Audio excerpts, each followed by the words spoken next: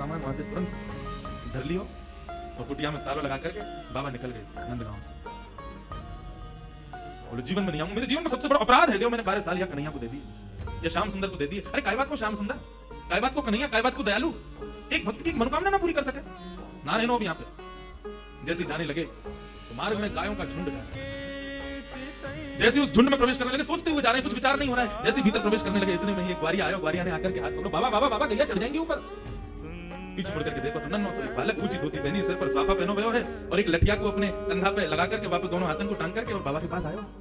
बाबा गैया चढ़ जाएंगी, अभी मत जाओ, गैया को जान दो पहले। बाबा बोले कौन की गैया है ये? बोले नंद बाबा की गैया है। कितनी गैया और हैं? बोले अभी बाबा बहुत है। कितना समय लगेगा? बोले बाबा अभी समय लगेगा, इन्हें सबने जान दो, फिर तुम चले जाइए, तब तक यहाँ बैठ जाओ, आ जाओ, नहीं मोती बतिया लो। बाबा बैठ गए, पूछने लगे कहाँ से हो, क्या हो, कैसे, कहाँ सब बात चलने लगी। बोले वो सब बात बताऊं बाबा, ये बताओ यहाँ में तो देसी घी की सुगंध आ रही है, हम कहाँ धरो भीतर। बोले अब कहाँ बताऊं तो को, ये छलिया माखन चोर ऊपर बैठो का कपटी एक नंबर को, या के काजे 56 भोग बनायो, आयो ने जा रहा हूँ छोड़ छाड़। बाबा तो भैया को क्या करोगे? बोले क्या करूंगा, नहीं दूर जाके मैं खा लूंगा। बोले नहीं दूर जाके खा खाओ, यहीं खा लो, नहीं मुंह को दे दियो।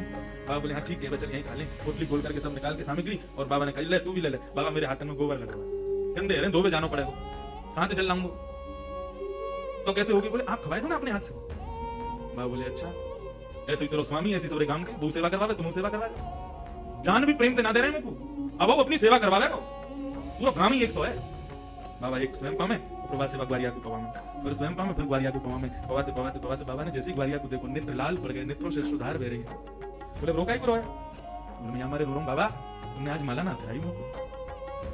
बाबा ने कहा कौन है तुम? इतने में ठाकुर जी खड़े भये, श्याम स्वरूप प्रकट भयो, मोर मुकुट प्रकट भयो, लपटी प्रकट भई, वंशी प्रकट भई, ठाकुर जी को सर्वांगन स्वरूप प्रकट है गयो और प्रकट है करके बाबा को दर्शन देने लगे। बाबा मैं आ गया, प्रसाद पा लियो, माला पहना मुझको। आज मेरा पूरे दिन मन नहीं लगो, क्योंकि 12 साल से रोज तेरे हाथन की बनी माला नित्य मेरे अंग को स्पर्श करती, मुझको ऐसा ना लगता कि माला स्पर्श कर रही, मुझको लगती कि मेरा कृष्णदास मुझसे लिप्त हो गया है।